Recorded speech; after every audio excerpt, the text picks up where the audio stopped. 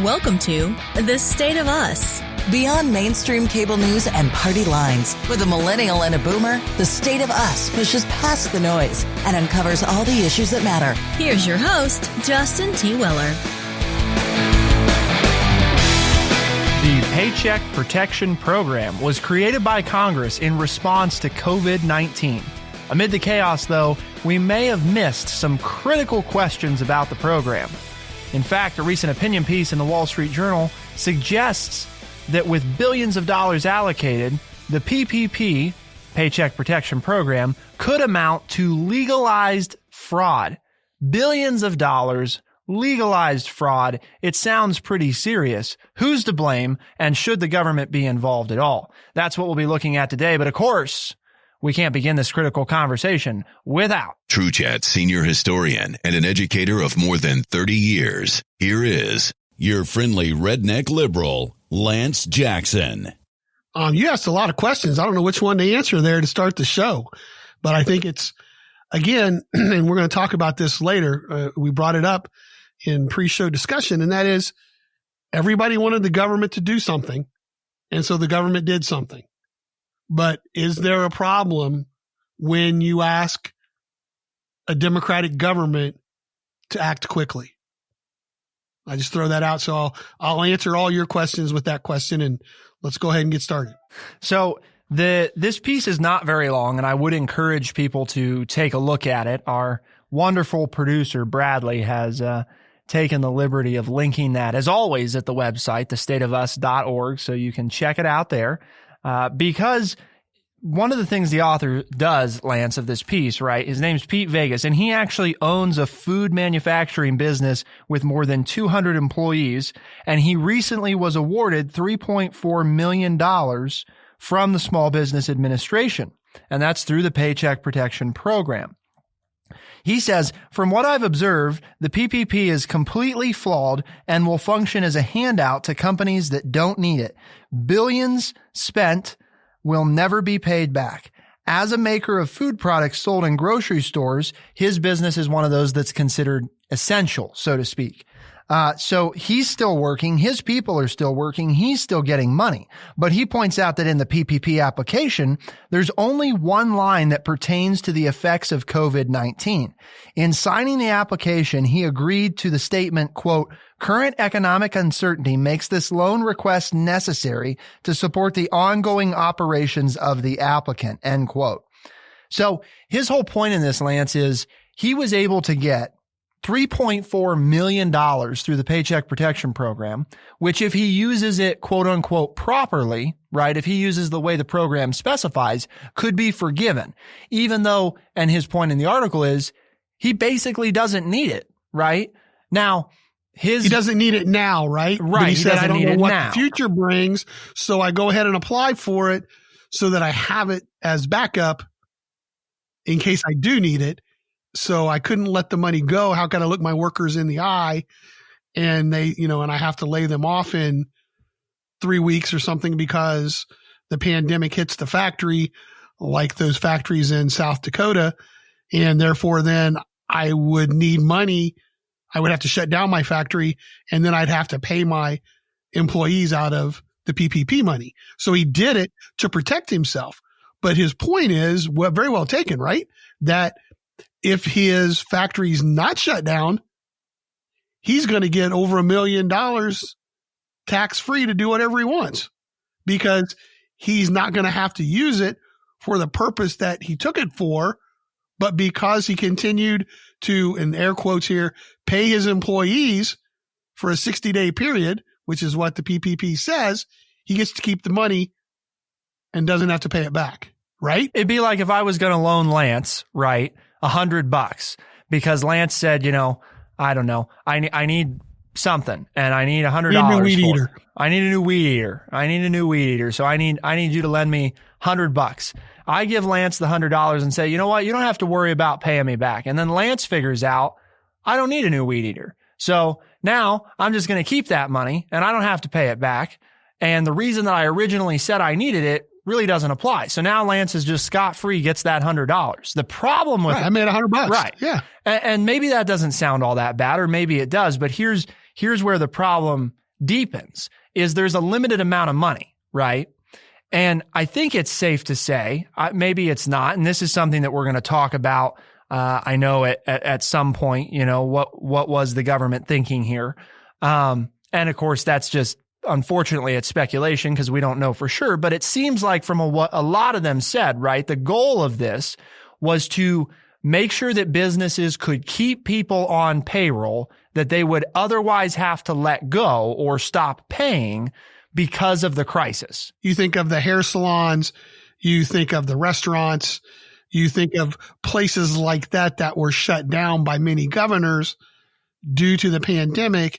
That's where I think most of us, when we were listening to this discussion in Congress, where we were thinking that money would go to help those people. And I know that on different shows that I watched and different articles that I read, that there were small medical offices who weren't part of the pandemic, like chiropractors or ophthalmologists or whatever, small businesses who weren't considered essential. So since, and they had to let people go, or they stayed open and nobody ventured out in New York City or Boston or New Orleans, where, some of the hot spots were. Nobody was venturing out into public for those services. So they had to lay people off because they didn't have their normal clientele coming through the doors. That's where I think most of us assumed, again, I don't like that word for what it really does, but that's where we thought the money was going to go.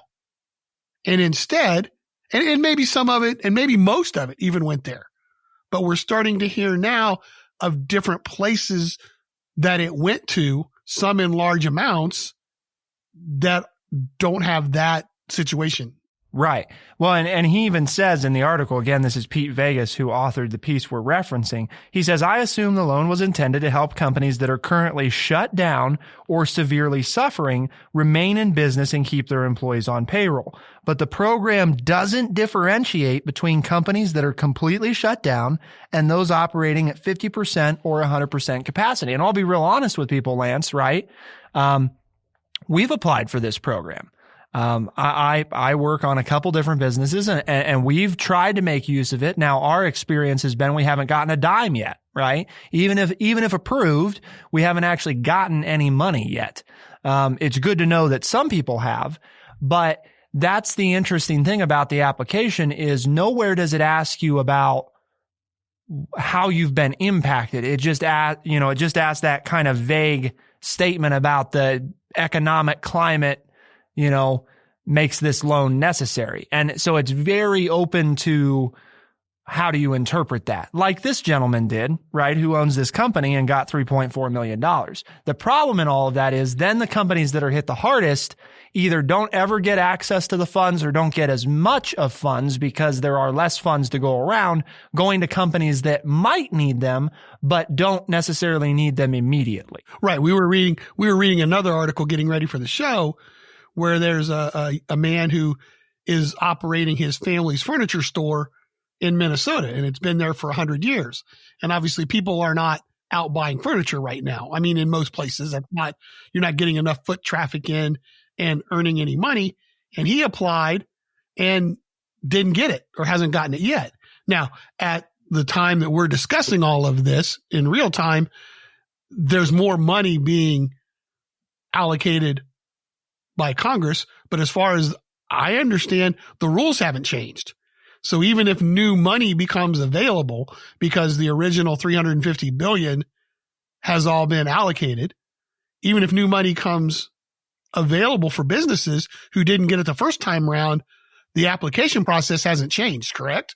So we're still dealing under the same set of circumstances, the same set of rules that were rolled out the first time. So the possibility of fraud or of companies taking advantage of it legally, I don't like to use fraud because they're not doing anything illegal. They fill out the application, and if they fill it out correctly and they're not lying and it's not fraud and they get the money, but they might be getting it ahead of people who need it worse, but that wasn't anywhere on the form.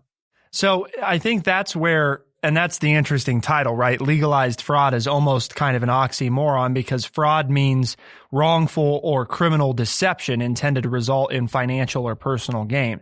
And I think the author's point, Lance, in this, right, is that under most circumstances, generally, this would be a type of, if companies are applying for this and they don't need it, it would be a type of fraud because the loan is clearly intended for people who need it. At the same time, the way that it's set up allows companies that don't necessarily need the money right now to still go ahead and get it, which is where we get into this very strange situation. So I guess the question, right, the final question to look at is, because we've got a lot to come up, like we have to talk some about the ethics of right and wrong, right? Just because it's legal doesn't make it right type of thing. Doesn't make it wrong either. Who should get the blame? Is the government to blame? Should they get the blame? But the last thing that we want to end this bit on, Lance, is the Paycheck Protection Program a form of legalized fraud? I mean, I guess it is legalized fraud, but I have a hard time with that because what people are doing is legal. So therefore, it's hard for it to be fraud in the definition of fraud. And the government set it up this way. I think the bigger question is, should there have been some safeguards put in? Should there have been another line on the application to say you've already laid off your workers, or you're in the process of laying off workers, or there's all kinds of arguments there. So I guess I will say, it's always hard for me, right, to say, I'll say, no, it's not really legalized fraud, even though I understand the argument. Yeah. And I'm at the same place you are, I think. And that's kind of what we're going to talk about next. Whether it's right or wrong for businesses to do that is a different question of whether or not it's legal, right? And it is legal. I mean, the way the program's set up, and I think the gentleman even points this out, it is essentially legal. Doesn't necessarily make it right, and that's what we're looking at coming up. But the reason that you all care about this, hopefully it's apparent, you've got thousands, tens of thousands, hundreds of thousands of small businesses across the country and mid-sized businesses and even large-sized businesses that are struggling as a result of this. The allocation of money is all the more important. There are businesses that have gone under simply because they didn't get the money in time, even though they were approved. It's a serious problem, and it's one that deserves serious answers. We're going to look at right and wrong coming up. Keep it here on The State of Us, and we'll be right back.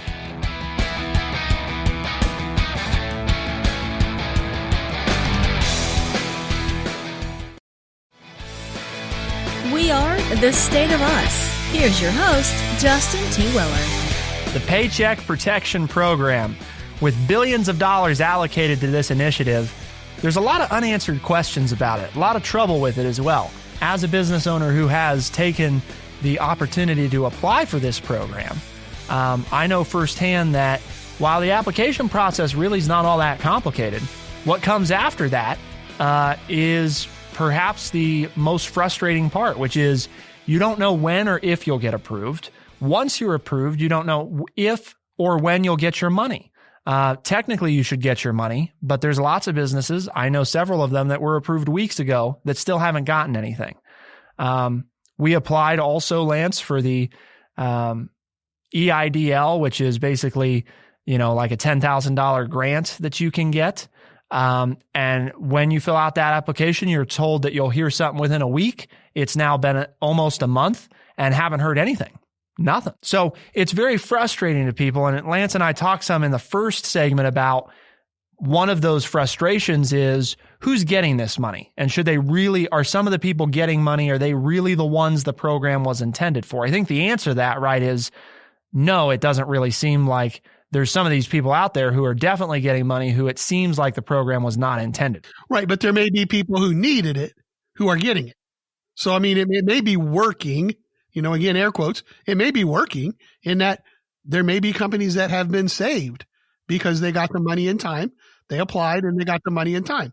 We're only talking about a couple of them that have gotten it who maybe didn't need it, but there may be, we don't know, hundreds, tens of thousands, tens of thousands who got it, who needed it, who are staying open. So the question comes back to, and this is kind of where we ended the last segment, just because it's legal doesn't necessarily make it right. So we're in this situation, Lance, and you're a business that doesn't necessarily need the money, right? You're essential, you're still operating, or maybe you've got the cash reserves, right? Any number of scenarios, you don't have to lay people off. Whether or not you get the money, you don't have to lay people off. Now, you may still make that choice, but you don't have to. You've got the money, the revenue's fine, you can keep your people on.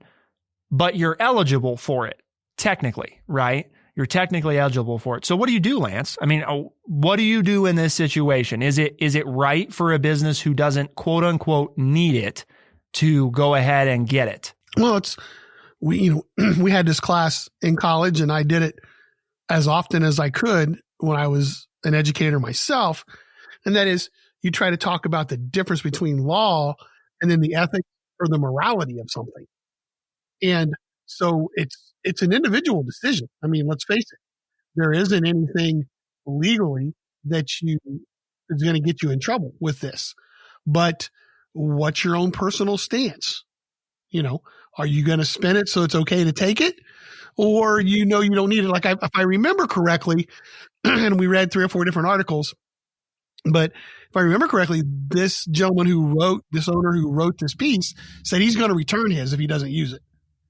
If I remember correctly, he said his ethics and morals are, okay, I have it in case I need it, but if I don't use it, I'm going to return it. Now, it's easy for those skeptics out there. Yes, it's easy for him to say that in an article at the end of April. And will he really do it come, July or August, September? Will he actually, when his company's made it and we're on the other side of this, whenever that might be 6 months from now, will he return this money? I think I understand why you would take it in case you needed it. I guess I would, like what he said. And if he follows through on it, I'm okay with that. Because he's right in that he's not sure that he might not need it in the next 60 days. So he's protecting his workers. But if you out and out have insurance or have some policy or have money to do this, you're going against the spirit of why it was created. The spirit why it was created was to help those people who have spent their lives, and correct me if I'm wrong, but it was created in the spirit to help those people who have spent their life savings creating a business, who struggle to make it at the end of every month to keep the business open. And if those people don't get it, to me, that seems like, as a business person, that's ethically and morally wrong, because you know why it was created, and you're keeping someone who's working just as hard as you are from getting it, who needs it when you don't. It's not illegal, but I think it's ethically and morally wrong when you think about it in that aspect. So I'm definitely sympathetic, Lance, to that approach. I also think it would be hard if you were in the position as the business owner who wrote the piece in the journal, because I understand the reasoning, right? You don't want to have to let people go. And you also, you want your business to stay afloat. So you're eligible for this, and you can get it kind of as a what if. And then it's rationalized some, right? By, well, I'll return the money if I don't need it. But like what you brought up is, but taking that money also means that somebody else won't get the money. And that could be the difference for them between the make or break. The problem is that's a lot of hypothetical. So I can understand why he went the route of, it's a big hypothetical whether or not if I take it, somebody else isn't going to get it, and that's going to cause them to go under. So I'm going to take it because it's not hypothetical that if I need it, I will use it, But again, then it's a conundrum. I think I'm where you're at, Lance, of I don't think I would, especially because of what the program's intended for, I don't think I would take the money just for the sake of taking the money. I would have to feel like, and that's being honest with our listeners, that's why we applied for it. We have clients, for example, that are in the healthcare field who are stopping non-essential payments. And And even though TrueChat is a media entity, right? So we're still classified as one of those essential businesses. Some of the people that are our clients are not able to continue to pay us right now, right? So even though we can operate, some people can't justify paying for these services at the moment. So it's definitely not a fun position to be in. At the same time, this is, I think, where it goes back to our question that we want to ask, which is who gets the blame. But before we do that, we're going to have an opportunity to hear from the master of ethics, right? Our producer, Bradley. We haven't gotten to hear from him in a while, Lance.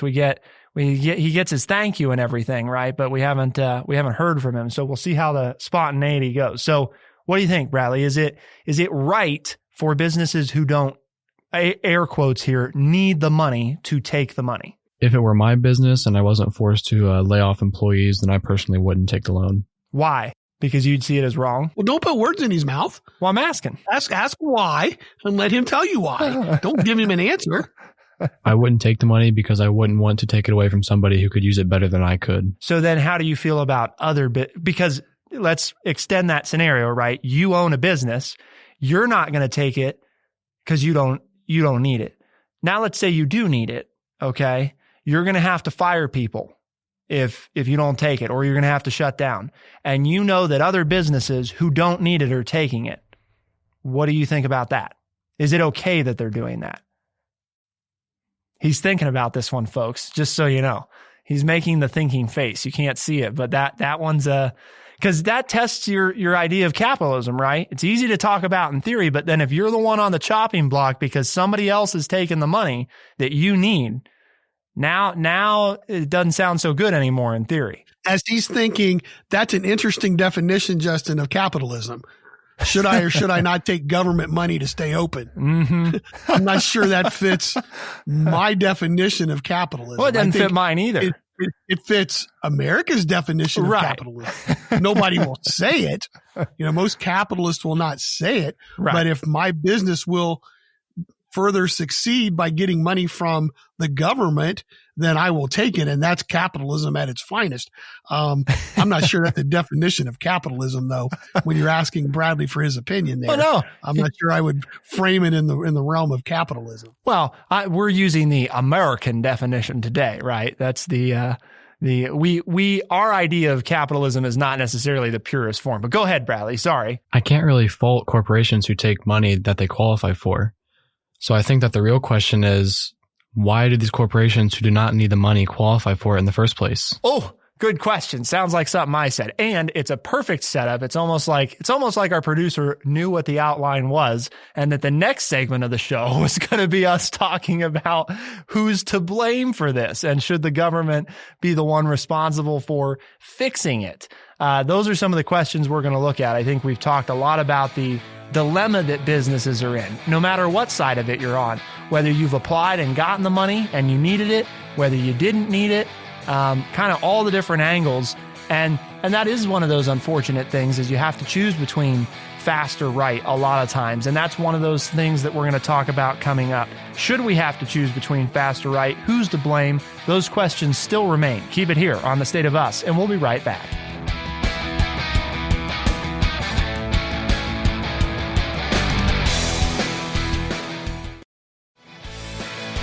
We are The State of Us. Here's your host, Justin T. Weller.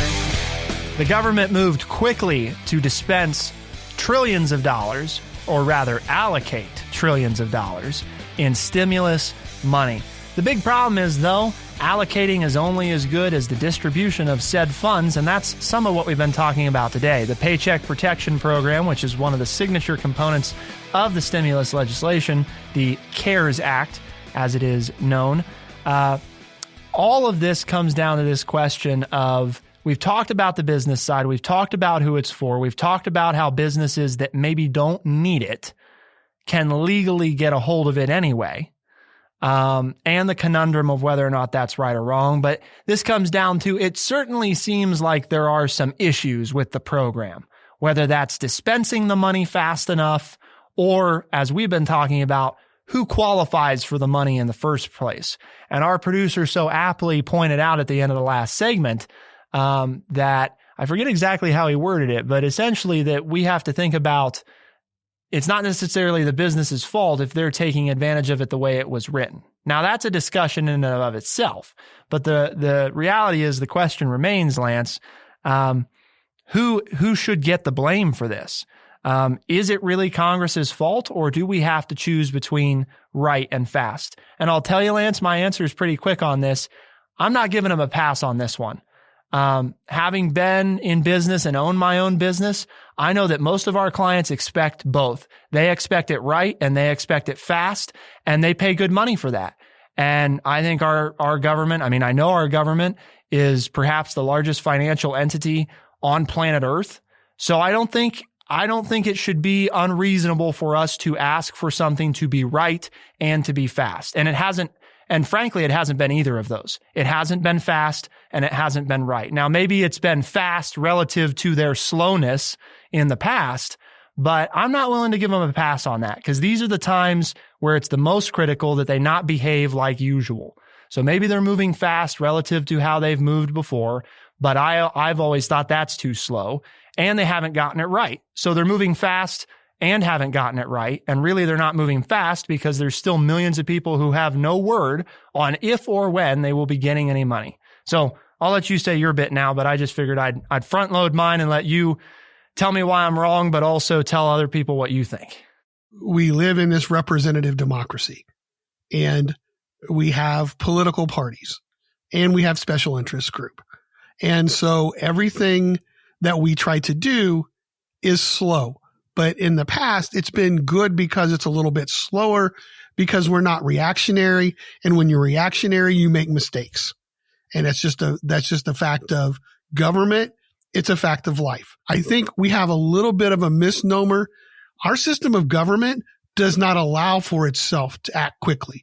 If you want that system of government, then have a dictatorship. So when you get into it at that point and you can have it both get it right and get it fast, I'm not sure that works when you're talking about our system of government, especially at the federal level. Now, when you get into who should be blamed, okay, Congress, the president, and the American people are all to blame for this because Congress didn't get it right. The president signed it into law and wanted it done, and his advisors and himself were in on the discussions, and the American public is to blame because we were asking for it. We wanted something done now. We wanted it done. I'm not saying we were wrong, but we were putting pressure on our government to respond quickly. And when anybody responds quickly, including our government, especially our government, it opens it up for loopholes or mistakes to be made because the proper discussions were not had. But I think here you have to judge it on intent. And I think the intent was to do it correctly. I don't think any of this was done with the intent of people being able to take advantage of it. I think the intent was to get it out quickly, to recognize the need of small businesses, to recognize the need of small business owners and their employees to stay employed in a crisis so that they could fight for themselves and their families and their business to all stay alive through this. So it's hard when I say who's to blame. That's why I include everybody, but I don't think anybody was doing it maliciously. I get why it had some mistakes in it, and I'm willing to live with it because of the situation under which everybody was working. So you said it was quick. My answer wasn't, but I am, I really did have a lot that I wanted to say there because I think it all falls into place. And that's why I disagree with you. Not that I think you're wrong, but I just disagree with you because I wanted to make sure everybody understands. I think we, the people, have to wear part of the blame. To ever say that it's not the people's fault, right? I think fools us into believing that we have less power than we do. Because at the end of the day, right, I actually really liked, Lance, I don't know if you've seen it yet, but Governor DeWine of Ohio put out this thing the other day where he was being critical of some lawmakers in Ohio who were, pointing the finger at other people other than him, people in his administration, and saying, well, it's their fault the economy's still closed. And he basically just put out this post and said, folks, the buck stops here. So you need to quit going after other people. I'm the one making these calls. And if you got a problem, you bring it to me, you don't go after my people, And it's not very often we see our lawmakers do that, but it just made me think about when you were saying that. I think we forget that we're the American people and the buck's supposed to stop with us. Well, we voted for these people or didn't vote, which in our vote, because we didn't vote, allowed these people to get into office. So understand whether you voted for them or not, or you even bothered to vote, you have to deal with the outcome of that. Maybe this is one of those age situations we get into here where our perspectives are different. You've grown up and kind of, accepted throughout your life. You're used to the government behaving this way. They are not very fast moving. When they do stuff, especially if it's reactionary, they often don't get it right, or they don't even do it very well. Maybe they have the right intent, but they don't execute very seamlessly. And maybe that's I haven't lived as long under those circumstances, so I'm more willing to say we shouldn't accept that just because that's the way it's always been. Maybe that's just who I am generally, because I've said that I feel like about a lot of things. Youth is always in a hurry. That doesn't mean it works the way youth wants it to. No, but I also don't think it means that we should give up on demanding more of our government doing a better job. I've felt like for a long time, and especially with recent experience, and granted the experience is limited, but in having my own run for office and seeing some of the people that we, the American people, choose to put into office, I know we're not putting our best people there. We're just not. And if you're fooling yourself into thinking that we have our best and smartest in elected office, it's just not true. There are some there, I think, who are, but I think there's more of them that are definitely not. They are not the smartest. They're not the brightest. They're not the best leaders. They're not really the best at anything other than politicking, or selling out. We have to demand more of our government, and it's our responsibility. But I don't think we should settle for what we have, that, we have to choose between fast or right, because I understand. And I agree with you to an extent of, I've had times where clients have pushed us, to move fast, and then we don't do things as well as we'd like to do them because we had to move quickly. At the same time, I think that there's something better than what we have. And it's not, I don't think a shot in the dark or too hopeful to say with things like this, with the biggest employer, in the country, that they ought to be able to better rally their resources in a time like this to figure things out. And they're not, or they're not doing it as well as I would like to see them do it. Most Americans do not vote. They take what is given them. And we have talked to them repeatedly on this show that people need to get out and vote. The problem becomes, as we've seen voter turnout in some places increase, we don't have the infrastructure in place to deal with the fact that if more people want to vote, then we can actually count everybody's vote. So that's what disturbs me. And I think we need to take a look at different ways that we can vote. I know everybody's worried then about, go back here and tie this all together in teacher mode, in the fraud that might take place. But we need to make it a way where more people can vote in our system. But the first part we have to do is get more people interested in understanding that they do have the power and that their vote does matter. Because most of those people who are our federal government and even our local government were not voted on by the majority of the people. The majority of the town, the state, the district, the nation did not participate in the process of electing all of our government officials. That's just a fact. And we might get a different government if more people voted. But the fact is, most people don't vote in these elections. And it's not just about how many of us vote. That certainly comes into play, but it's also about how we vote. And I think too often we have relegated ourselves to this idea that we'll just vote for the people that we think are looking out for us without really figuring out. But see, I if disagree. they're looking out I disagree for us. because And that's in the election that you just ran in, how many possible votes were there? If everybody who was registered voted, approximately how many votes were there possible? Right. There were 7,000 approximately possible. Right. Approximately 7,000. And the final vote count was about 2,500. Yeah. So 1/3 of the people who were eligible to vote voted. Well, and I agree. Voter turnout's important. So therefore, it doesn't matter if you and I take it seriously and pick the right person to lead us if there had been a third candidate out there and that person had gotten half of the people who didn't bother to vote to cast a ballot for them, they would have won the election.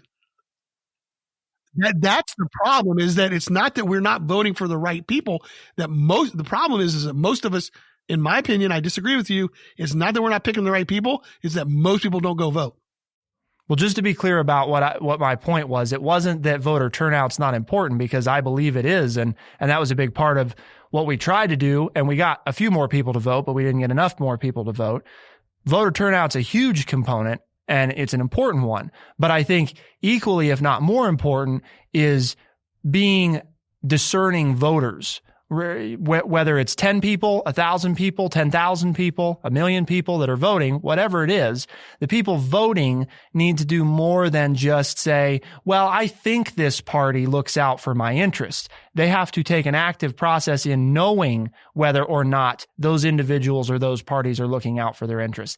I guess my point was it's a combination of those two things. It can't, if it's just either or, if we just have 100 stupid people go vote, that I don't know if that's really what we're after. At the same time, if only 10 people go vote, and none of them know, that's no good either. So I think it's important that everybody have the opportunity to vote, but that the people going to vote, and I'm not saying this should be a law, I'm just saying it should be something that you as a voter care about, knowing for sure how you feel about who you're voting for, instead of just voting to vote, because I'm not sure that that's super productive either. That said, we kind of diverged there at the end, but I think it all ties back to that. What do you expect from your government? How involved do you want them to be? And is it, in times like this, does it make you think about how happy are you with your leadership? We want to know your thoughts, though. thestateofus.org. And this conversation, Lance, is all part of us pursuing that common goal, right? Exactly. And our mission here at True Chat is to educate people by providing honest, open, and respectful conversations. And in an effort to expand that mission, it is important, Lance, right, that we invite others to join the conversation. If we've got longtime listeners out there, they know the deal, but they need to bring other people in. And this is a podcast and syndicated radio program. So there's a lot of different ways to listen. But if people want to invite others to listen to the podcast, what are some of the ways they could do that? Well, most definitely, that's the most important thing to do.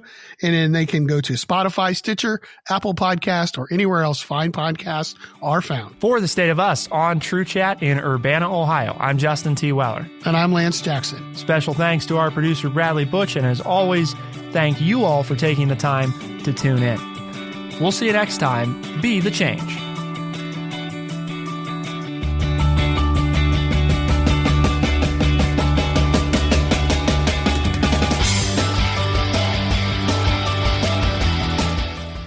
Be sure to check out our website, thestateofus.org, for books, articles, and all the ways to tune in. thestateofus.org.